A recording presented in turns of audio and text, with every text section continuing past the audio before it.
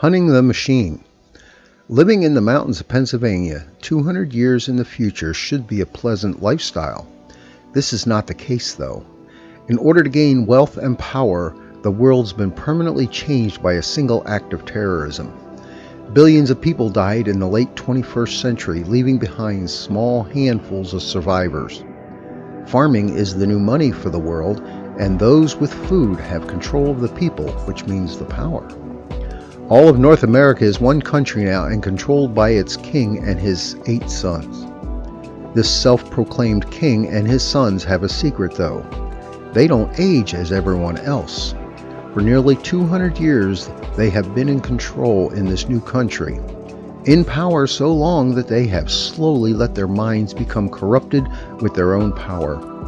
With nothing to stop them, they have gotten in the habit of discarding their wives every 10 to 15 years for any young girls they so choose. Linda was just such a young lady. Just recently turned 15, she is in the woods one day where she is trying to harvest a few pumpkins for her parents when she is discovered. Not wanting to implement her parents in the crime of growing food, she decides it best to take off into the mountains and try living by herself. Captured by a bounty soldier, she is brought back to the king's capital of Wellsboro to stand trial. Normally, the punishment for growing food is life at a food farm, where no one ever returns from. She is not so lucky and is dealt a sentence worse than death. At a short trial presided over by the king himself, she is found guilty, and her punishment is to marry the bounty soldier that caught her. Worse than that, though, she finds out that he is one of the king's sons. The cost of being a princess is that she must endure being raped by her husband almost on a daily basis in a never-ending nightmare. A princess that doesn't follow her husband's every wish soon finds herself being at the center of attention at a public execution. One day, out of the blue, an uprising starts, which soon turns into a full-scale revolution. This is a cruel twist of fate, and soon Linda and the other princesses are running for their lives. At the place where they hide out, they soon start a small school of traditional medicine, teaching others how to tend to the many wounded from the revolution.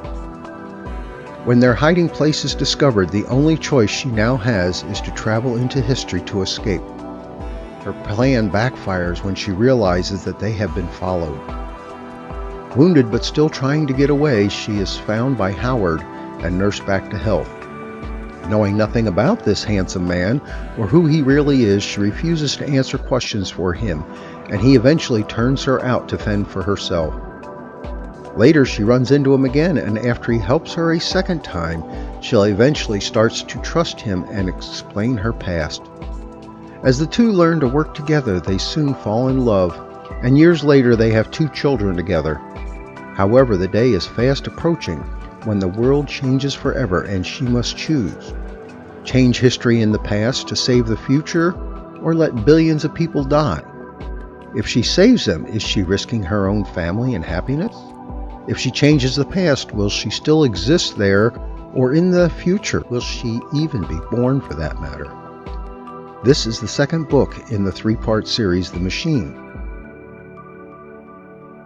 If you would like to purchase these books, please check the links below and the description.